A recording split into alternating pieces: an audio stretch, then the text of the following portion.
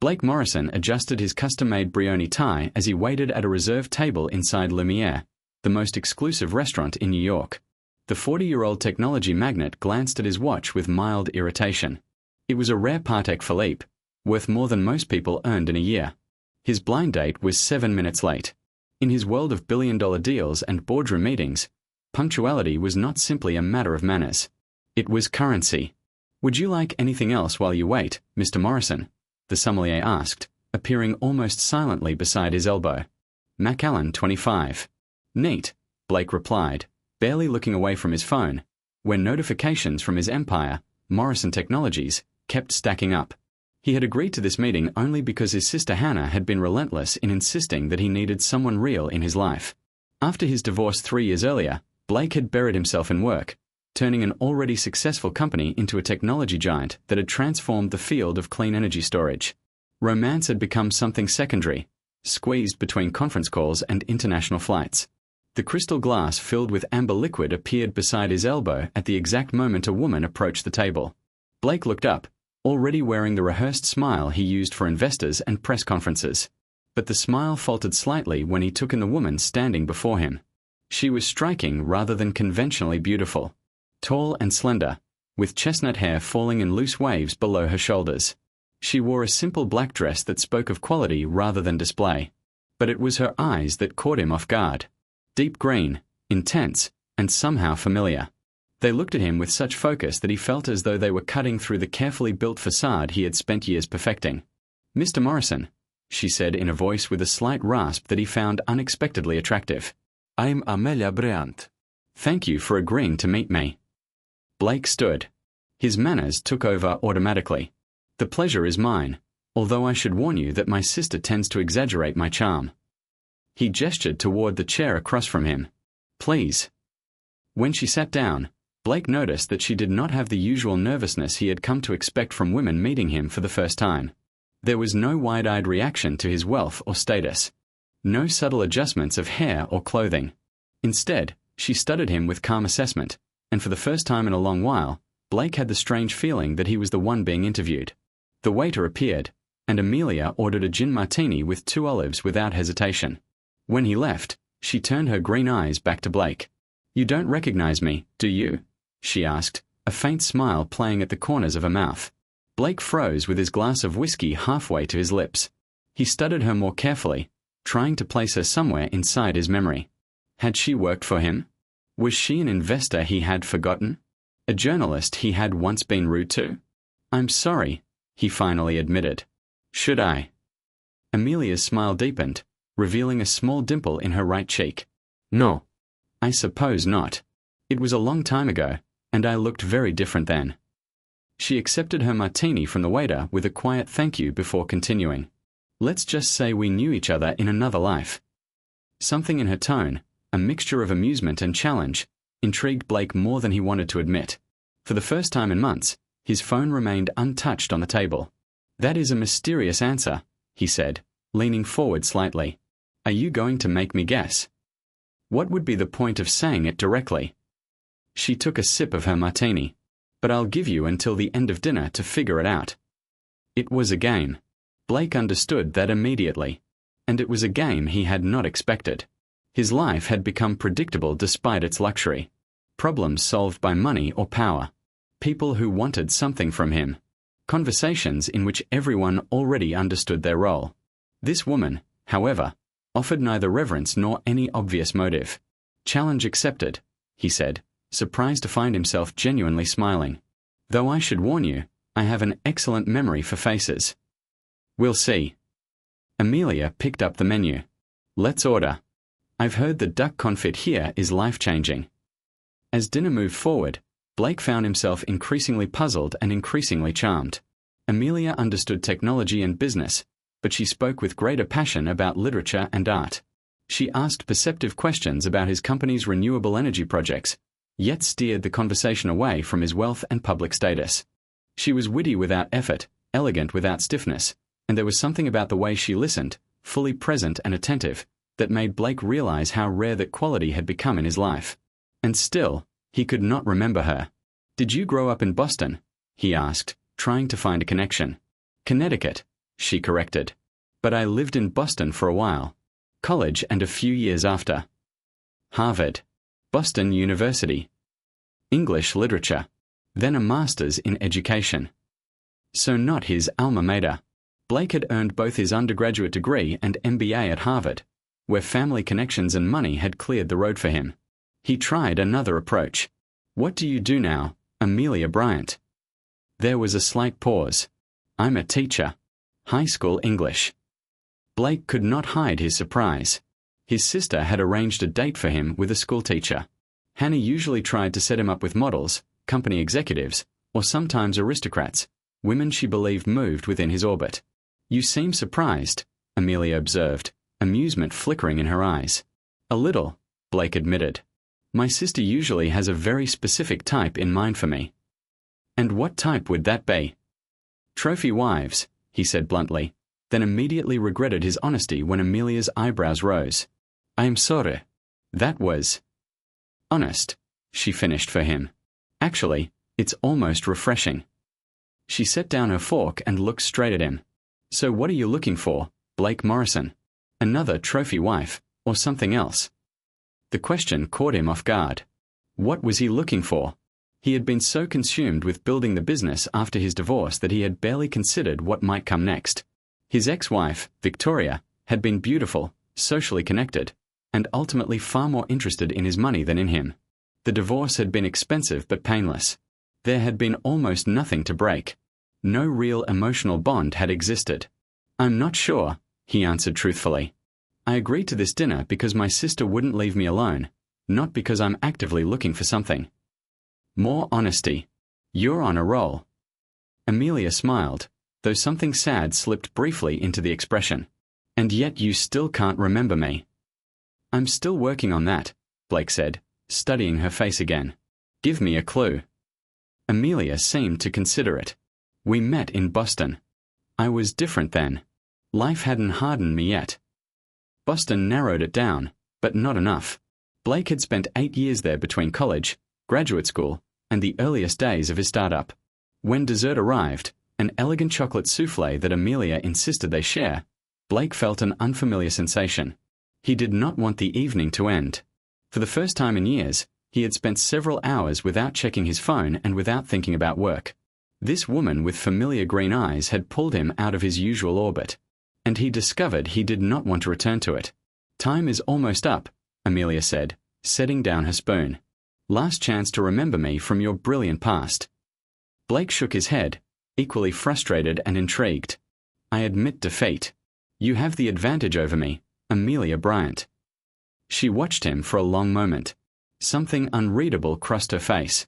Then she reached into her small handbag, took out a worn photograph, and slid it across the table. Maybe this will help, she said quietly. Blake picked up the photograph. It showed a group of college-age young people standing on the steps of a brick building he recognized as part of the Boston University campus. His eyes moved across the faces until they stopped on a younger version of Amelia, with much longer hair and a softer, more carefree face, one arm around the shoulders of a thin young man with messy brown hair and glasses, who was looking at her with open adoration. A young man who was unmistakably him. Before wealth. Before success. Before he became Blake Morrison, technology billionaire. Blake looked up, shaken, as memories came flooding back. Amanda, he whispered. Amanda Taylor. Amanda Taylor, Blake repeated, and the name stirred memories that had been sleeping for years. You changed your name. Yes, she confirmed, watching him closely with those green eyes. I've been Amelia Bryant for almost 15 years now. Blake stared at the photograph, transported into a life he rarely allowed himself to remember. A thin, ambitious young man in second-hand clothes, on scholarship at Harvard, working evenings at a coffee shop near Boston University to make ends meet. A pretty literature student who always ordered a large chai latte, sat by the window reading poetry collections, and left generous tips despite her own obviously modest budget. You were the chai girl, Blake said, and the memory sharpened. I used to save the best muffins for you. A real smile lit her face. You remember that. Now I do. Blake was stunned by the rush of returning details. You were writing your thesis on Sylvia Plath. You always wore a green scarf, even indoors. You left little notes with literary quotes instead of writing the tip amount. Amanda, looked pleased and surprised. I didn't think you would remember all that. We dated, Blake said, and the reality of it landed heavily. Almost a year. Her smile faded slightly. Yes. Blake's thoughts raced through fragments of memory. Shared study sessions where he brought leftover pastries from the coffee shop. Walks along the Charles River. A tiny apartment with books stacked everywhere. Passionate discussions about his business ideas while she listened carefully. Her unwavering belief that he could succeed when everyone else thought he was dreaming too boldly. And then, nothing. A blank space where the ending should have been. What happened to us? He asked, genuinely unable to remember how their relationship had ended. Amelia's expression cooled slightly. You really don't remember? Blake suddenly felt uneasy, sensing that he was missing something important. It was a chaotic time. I was launching my first company, working around the clock. Your first startup. Morrison Tech Solutions, she said with a nod. You got your first serious funding round. $2 million from OTech Ventures. Blake nodded. That had been the beginning. The first step toward what eventually became Morrison Technologies, now valued at more than $70 billion. And then you disappeared, Amelia said softly. No calls. No explanation. You simply vanished. Blake felt a cold wave of recognition. There had been sacrifices on his road to success. Relationships offered up on the altar of ambition. But the specific circumstances of this one had been buried beneath years of moving forward. I was consumed by the business, he offered, already understanding that it was not enough. You were consumed by Brian Westfield and his country club circle, Amelia corrected. Her tone was factual rather than bitter. Your first investor offered more than money. He offered entrance into the world you had always wanted to belong to. Blake remembered Brian Westfield. Silver-haired, with an Ivy League pedigree stretching back generations, and connections throughout the venture capital world. A man who had not merely financed Blake's ideas, but reshaped Blake himself. He introduced him to the right people, suggested the right clothes, taught him the unwritten rules of wealth and power. Brian took me under his wing, Blake admitted. It was a critical time for the company. He told you I didn't fit, Amelia said. Not into the future he imagined for you. A scholarship kid from a hollowed-out town with a public school education already started from a disadvantage. You couldn't afford extra ballast. The word hung between them, and Blake felt a wave of shame as more memories surfaced. Brian's careful hints about proper connections and strategic relationships. The increasing demands on Blake's time that made seeing Amanda nearly impossible. The decision that had seemed so necessary then, to devote himself completely to the new path. I was a coward, Blake admitted, meeting her eyes. I should have told you in person.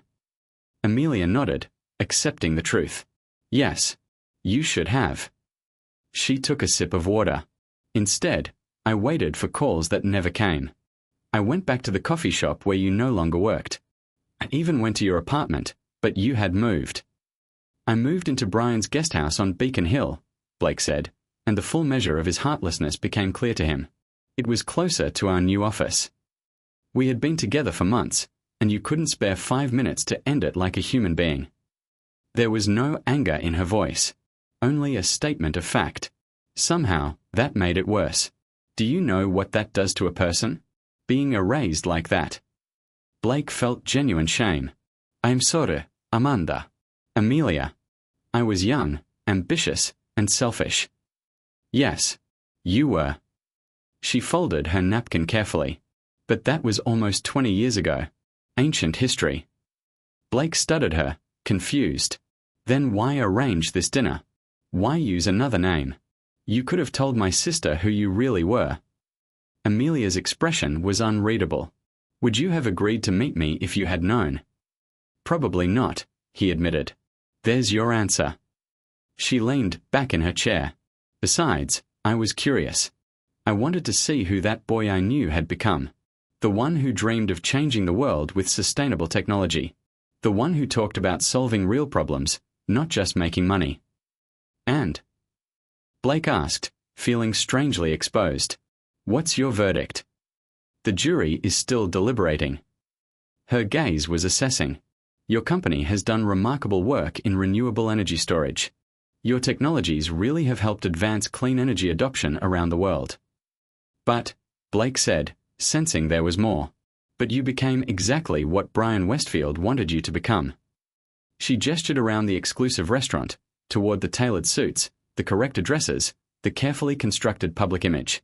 The Blake I knew wanted to change the world for the better. This Blake. She motioned toward him. Seems more concerned with making the Forbes list. Her words hit hard because they contained more truth than he wanted to admit. Somewhere along the way, the idealism that had driven his original vision had been blurred by the rituals of success. That isn't entirely fair, he said. Our technology has reduced carbon emissions by millions of tons. We made renewable energy viable in places that depended entirely on fossil fuels. I know, she acknowledged. That's why the jury is still deliberating. In what your company does, I can still see the idealistic boy. Maybe not in the way you present yourself to the world. She tilted her head.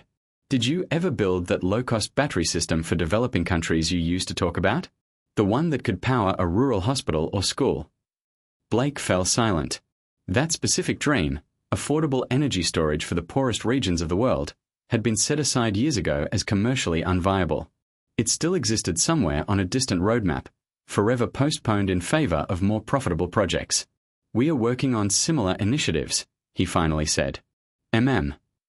Amelia's expression made it clear she could see straight through the corporate language. Why teaching? Blake asked, wanting to shift the focus from his choices to hers. You were brilliant. You could have done anything. A sincere smile transformed Amelia's face. I am doing anything. I'm doing everything. I open worlds to teenagers who never imagined them. Through literature, I watch minds unfold and perspectives change. I help young people find their voice. Her passion was obvious in every word. Not everything valuable brings in billions of dollars, Blake. Blake felt truly chastened and, at the same time, strangely moved by the strength of her conviction. Your students are lucky. Some of them think so, she admitted with a soft laugh. Others would rather be anywhere except in my classroom. That's the teacher's lot. A comfortable silence settled between them. Blake realized that despite the uncomfortable revelations, he was enjoying the evening more than any meeting he had attended in a very long time. Why now? He finally asked. After all these years. Amelia hesitated. Something vulnerable crossed her face. Honest answer. I saw your sister's post in a Facebook dating group. She was looking for intelligent, balanced women tired of the usual dating scene for her brilliant but work-obsessed brother. The irony was too delicious to resist. Hannah and her projects, Blake sighed. She means well. She does. But it wasn't only that. Amelia seemed to argue with herself before continuing. My mother died last month. Cancer. I'm sorry, Blake said, and he meant it. Thank you. While going through her things, I found old photographs, including this one. She nodded toward the photo still lying on the table between them. It made me think about the paths we didn't take, about mischances, and about forgiveness too. Forgiveness? Blake repeated. I was angry with you for years, she admitted. But life is too short to keep holding old grudges. I thought maybe we both needed closure. The waiter approached discreetly. Would you like anything else this evening? Blake looked at Amelia, suddenly unwilling to end their conversation. Would you like to continue somewhere else? There's a quiet bar nearby at the St. Regis. She studied him as though weighing something in her mind. Then she nodded. I'd like that. The King Cole Bar at the St. Regis was a New York institution. Dark wood, soft lighting, and the famous Maxfield Parrish mural behind the bar. Despite it being a Tuesday evening, the room hummed with low conversation from well-dressed patrons. Blake led Amelia to a secluded corner table, giving the maître d' a barely noticeable nod. The man clearly recognized him. I assume you come here often, Amelia observed as they settled into the plush velvet chairs. It's convenient for business meetings, Blake answered. Private enough for delicate discussions. Public enough to keep things professional. The waiter appeared almost instantly. Blake ordered a 21-year Balvenie, and Amelia asked for a glass of Barolo. So, Blake said when they were alone again, closure. Is that really all you wanted from tonight? Amelia ran a finger along the edge of the table. Maybe curiosity too. The boy I knew became one of the richest men in America. It's natural to wonder about the path. The official story is everywhere, Blake said. Magazine profiles, a terrible unauthorized biography, countless business school case studies. I'm not interested in the official story, Amelia replied. I want to know whether you're happy, Blake. The question was so simple and yet so deep that it caught him completely off guard. When had anyone last asked him that? His sister worried about his workload and his lack of a personal life. His executive team cared about strategic vision. The board cared about quarterly results. But happiness was not a metric anyone tracked. I'm successful, he answered carefully. That wasn't what I asked. Blake swirled the amber liquid in his glass, buying time. Happiness is a luxury I haven't focused on. There was always the next goal, the next acquisition, the next breakthrough. The next rung on a ladder with no top, Amelia observed. Their drinks arrived, creating a brief reprieve from her penetrating gaze. Blake discovered that he felt strangely defensive, yet also relieved to have a meaningful conversation with someone who had no hidden agenda. And you? He asked in return. Are you happy, Amelia Bryant, formerly Amanda Taylor? She thought about it, taking a sip of wine. Most days. I have work I believe in, students who challenge me, good friends, a small apartment in Brooklyn full of plants and jazz records. A soft smile touched her lips. It isn't a billion-dollar empire, but it's a life with meaning. That sounds painfully wonderful, Blake said, surprised by the longing in his own voice. Sometimes. Other days, it's chaotic, frustrating, and unbearable. Her green eyes settled on him. But it's real. Every part of it. When was the last time something felt real to you, Blake? The question struck him like a physical blow. His world was measured and controlled. Luxurious homes where he barely spent time. Relationships structured like business transactions. Even his philanthropy was managed by a team to maximize public relations value. This, he admitted quietly. Sitting here with you. Being seen as the person I was before all this. This feels real. Something shifted in Amelia's expression. A softening. A glimpse of the young woman who had once believed in him without hesitation. Tell me something true, she said. Something that isn't in the official story of Blake Morrison. Blake spoke before he could think better of it. I hate most of my life, he confessed. The endless meetings. The political maneuvering. The constant performance of being Blake Morrison, technology visionary. He took a generous swallow of scotch. The only time I feel alive is when I'm actually working on the technology, which I almost never do anymore. Then why continue? Inertia. Expectations. Fear of what's on the other side. He shrugged. Thousands of people work at the company. Their well-being depends on me maintaining the facade. That's not a small burden, Amelia said without judgment. And you? Blake asked. Tell me something true about Amelia Bryant. She smiled with a spark of mischief in her eyes. I kept that green scarf you mentioned. It's worn and faded, but I never could part with it. Sentimental value. It was the first gift that showed someone was really paying attention to me. Her voice softened. You noticed I was always cold in that coffee shop, even when it was warm outside. You saved your tips for 3 weeks to buy it from that boutique on Newbury Street. Blake remembered the way her face had lit up when he handed her the carefully wrapped package. He remembered how she wore it every day after that, even though spring had already arrived. He had forgotten he had once been capable of such thoughtful gestures. What happened to the poetry? He asked. You were always writing. A shadow crossed her face. I still write. I published 2 collections with a small press. Under Amanda Taylor or Amelia Bryant. A.J. Bryant, she said. They didn't make the New York Times bestseller list, but they exist in the world. I'd like to read them, Blake said, surprised by his own sincerity. Really? She looked skeptical. They're rather critical of capitalist excess and the emptiness of material success. Blake laughed, and the sound startled him with its authenticity. So not exactly flattering to people like me. Not especially, she admitted with a smile.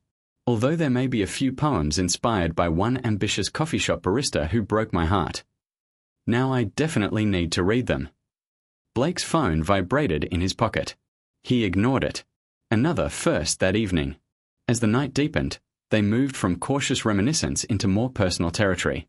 Amelia told him about her brief, failed marriage to a fellow teacher, her mother's long illness, and her upcoming sabbatical to write a third collection. Blake spoke about his growing disappointment with the corporate world he had worked so hard to conquer, his regrets over the distant relationship he had with his parents before their deaths, and the growing desire to return to the hands-on innovation that had once driven him. "You could step back, you know," Amelia suggested. "You built an incredible team. Let them handle day-to-day operations while you focus on the work that gives you purpose." "It isn't that simple," Blake began, then stopped. "Actually, maybe it is that simple, and I've just been afraid to consider it." "What are you afraid of?" "Irrelevance," he admitted. "Without Blake Morrison, billionaire CEO, who am I?" "That is the question, isn't it?" Amelia said gently. "Maybe it's time to find out." They were interrupted by a discreet cough. The maître d' stood beside their table with an apologetic expression. "I'm terribly sorry to disturb you, Mr. Morrison, but a situation has arisen that requires your attention." He handed Blake a folded note. Blake reluctantly opened it. Inside was his sister Hannah's handwriting. "Emergency board call. Palmer is threatening a hostile takeover. Call me immediately." Thomas Palmer was his main competitor. For months, he had been circling Morrison Technologies, searching for weakness. Blake felt the familiar weight of responsibility settle back onto his shoulders. "I need to answer this," he said to Amelia, genuine regret in his voice. "It's urgent." "It's urgent," she finished for him, her smile tinged with sadness. "Some things never change." The remark hurt, but Blake could not deny its accuracy. "I am sorry. Can I have my driver take you home?" "I'll manage," she said, gathering her handbag. "It was an enlightening evening, Blake. Thank you for the closure." Something in her tone, the finality of it, made Blake reach for her hand. "Don't disappear, please. I'd like to see you again." Amelia looked at their joined hands, then raised her gaze to his face. "Why?" "Because for the first time in years, I remembered who I wanted to become before I became who I am," he said simply. "Because you're the only person in my life who sees both versions of me and doesn't seem impressed by either one." She seemed to struggle with herself before finally speaking. "I'm leaving for Italy on Friday. A writer's retreat in Tuscany during my sabbatical. I'll be gone for 3 months." "Friday," Blake repeated, his mind already calculating. "Have dinner with me tomorrow night. One more evening before you leave." "Blake." "Please." He gently squeezed her hand. "No restaurants. No interruptions. I'll cook for you myself." Her eyebrows lifted in surprise. "You cook now?" "No," he admitted with a smile. "But I have about 24 hours to learn." A reluctant smile spread across her face. "You always did like impossible tasks." "I did." Amelia hesitated, then nodded. "Yes. But I'm not going to some sterile penthouse. If you're cooking for me, it has to be somewhere that means something to you. Somewhere real." Blake thought quickly. "I have a place in Connecticut. A farmhouse I bought 5 years ago. No staff. No security systems. No symbols of Blake Morrison. Just me sometimes, when I need to remember who I am." "Connecticut," Amelia repeated, intrigued. "Where?" "Mystic. Near the coast." Something flashed in her eyes. Recognition. Surprise. "Send me the address," she finally said. "I'll be there at 7. As Blake watched her leave, he felt both lighter and more disoriented than he had in years. The board crisis required his attention. But all he could think about was the task of cooking dinner for the woman who had known him when he had nothing but dreams and determination. The woman who somehow still saw that man beneath the layers of wealth and power he had accumulated.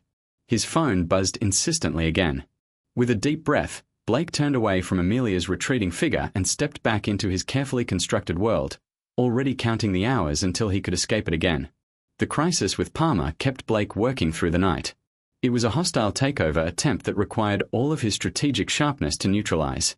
By morning, the immediate threat had been contained, but Blake cancelled 3 meetings and delegated his entire day's schedule to his chief operating officer, something he never did outside family emergencies. This felt no less important.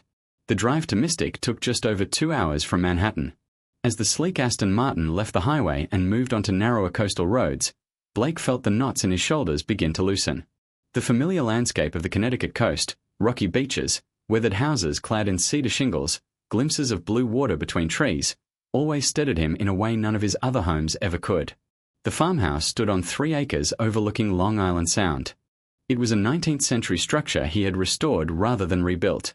No smart home technology. No modern glass additions. Only honest craftsmanship and materials that had stood for generations. Blake had preserved its imperfections, the slightly uneven floors, the door that needed a firm push in winter, the window seat polished by generations of dreamers staring out toward the water. He parked on the gravel drive and sat for a moment, allowing the silence to wash over him. This place represented the path he had not taken. A simpler life he sometimes visited but had never fully accepted. Today, it felt like exactly where he needed to be. Inside, sunlight poured through wavy old glass, casting patterns across the wide pine floorboards. Blake moved through the rooms, opening windows to let out the faint stillness of disuse. The house accepted him back without judgment or expectation. In the kitchen, fitted with professional appliances but still retaining its farmhouse character, Blake unpacked the groceries he had ordered from the local market. The cooking lessons had been virtual and hurried, but he had chosen a menu forgiving enough for his inexperience. Fresh scallops from Stonington Harbor, local asparagus, heirloom tomato salad with herbs from the garden, and a chocolate cake from the best bakery in Mystic. He was not reckless enough to attempt dessert. As he washed vegetables and marinated the scallops, Blake realized he was nervous. Truly, painfully nervous. He had not felt that way since presenting his idea to his first major investor. Blake Morrison, the man who commanded boardrooms and dazzled the technology world, disappeared. In his place was the uncertain young man who had once saved the best muffins for a pretty literature student. At 6:30, Blake showered and changed into jeans and a simple blue button-down shirt. It was the most casual outfit he had worn in front of anyone in years. He opened a bottle of white wine to breathe and lit candles on the veranda overlooking the water. The evening was clear and mild, perfect for dinner outside. The crunch of tires over gravel announced her arrival exactly at 7. Blake took a deep breath and went out to meet her, feeling oddly as if he were about to face a moment of judgment far more important than any business negotiation. Amelia stepped out of a modest hybrid car. She looked different from the night before. More relaxed in loose linen trousers and a simple blouse, her hair loosely gathered back. She carried a small gift bag and a bouquet of wildflowers. "You found it," Blake said, immediately feeling foolish for stating the obvious. "I found it." Amelia looked past him at the farmhouse, her expression unreadable. "It's beautiful." "Thank you. It's not what people expect when they hear Blake Morrison's house." "That's exactly why you love it," she observed, handing him the flowers. "They're from a roadside stand about a mile from here." "They are beautiful." Blake accepted them, noticing how their effortless beauty suited the setting far better than any expensive floral arrangement would have. He led her inside, watching as she took in the exposed beams, the worn furniture, the bookshelves filled with things he actually read rather than decorative volumes selected by a designer. "This is real," she said finally, turning toward him with genuine surprise. "I thought it would be some rich man's idea of rustic. Reclaimed wood, curated antiques, designer imperfection. But this is a real home." "It is," Blake confirmed, "though I spend far too little time here." "Why did you buy it?" Blake hesitated, then chose honesty. "It reminded me of the stories my grandfather told about growing up in a place like this, connected to the land, to the seasons. His family lost their farm during the Great Depression." "So the boy who wanted to solve real problems didn't completely disappear," Amelia said quietly. "He's hiding, but he's still somewhere here." Blake gestured toward the veranda. "Would you like a glass of wine while I finish cooking?" Amelia raised an eyebrow. "You really are cooking? I thought that was a figure of speech and there would be staff here." "No staff," Blake assured her. "Just me trying not to burn down this very flammable old house." Her laughter was warm and genuine. "In that case, I'd better supervise."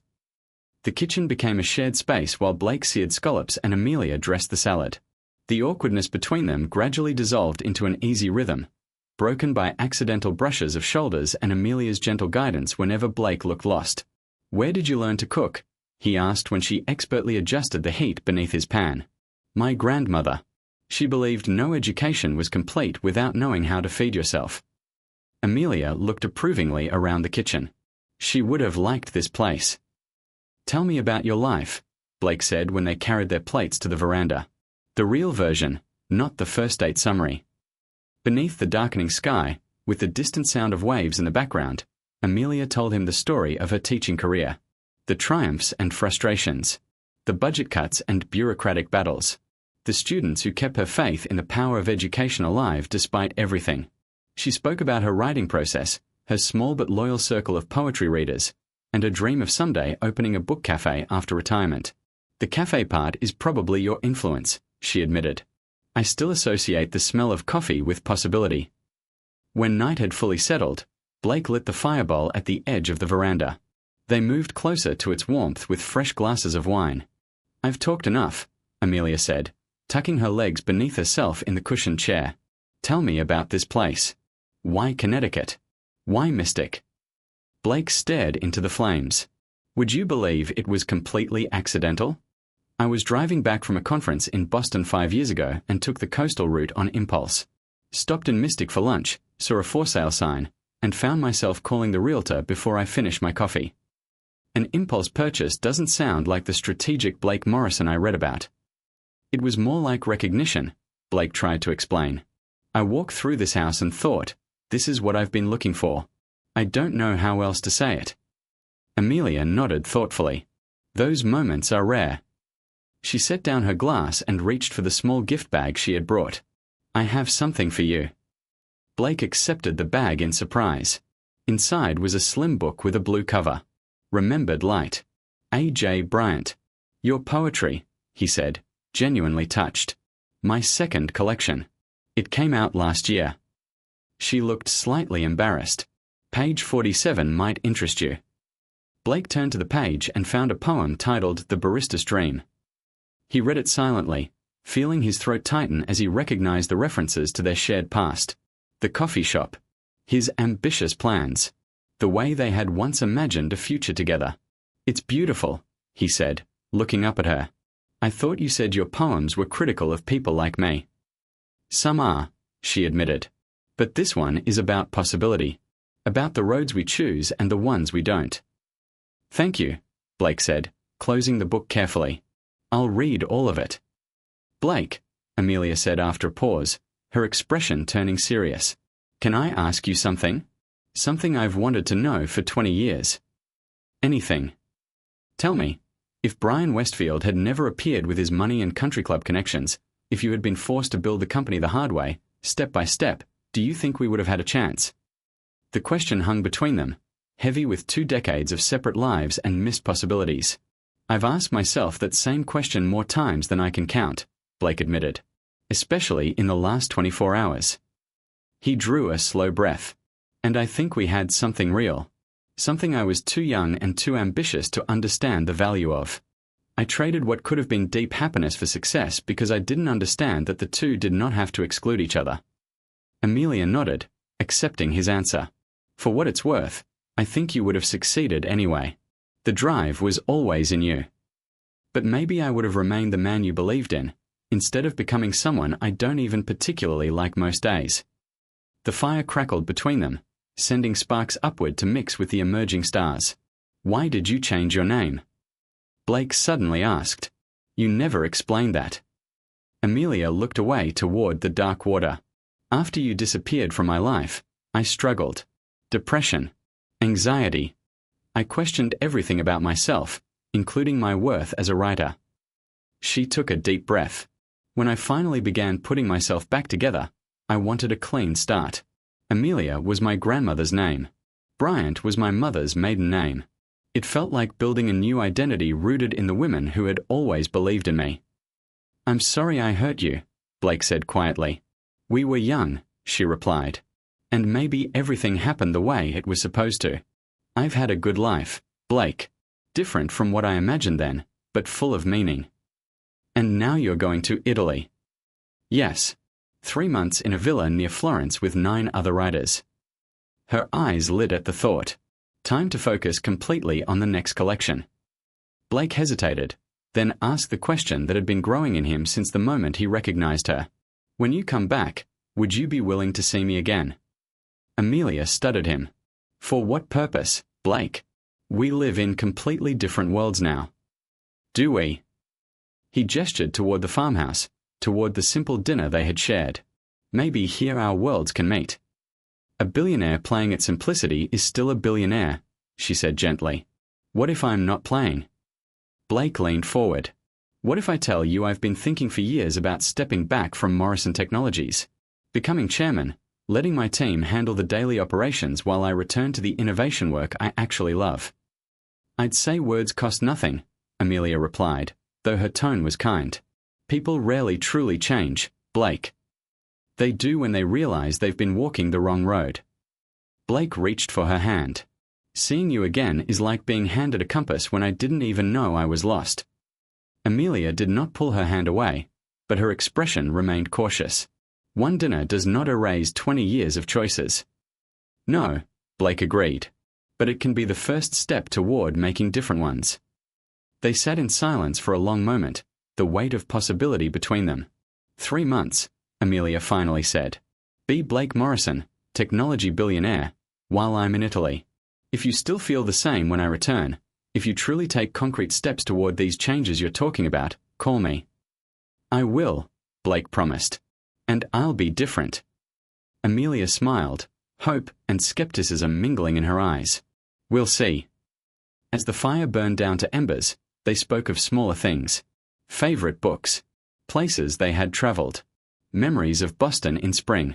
When Amelia finally stood to leave, Blake walked her to the car, aware that everything that happened next would depend entirely on the choices he made during her absence. "Have a good trip," he said as she opened the car door. "Write something beautiful in Italy." "I will." She hesitated, then rose onto her toes and kissed his cheek. "And Blake, whatever you decide to do next, make sure it's real." When her taillights disappeared down the winding gravel drive, Blake stood beneath the stars, feeling both loss and possibility. The farmhouse waited behind him. Patient. Authentic. A promise of the life he had kept at arm's length for far too long. Tomorrow, the Blake Morrison the world knew would begin to change. But tonight, in the quiet of the Connecticut coast, the transformation had already begun.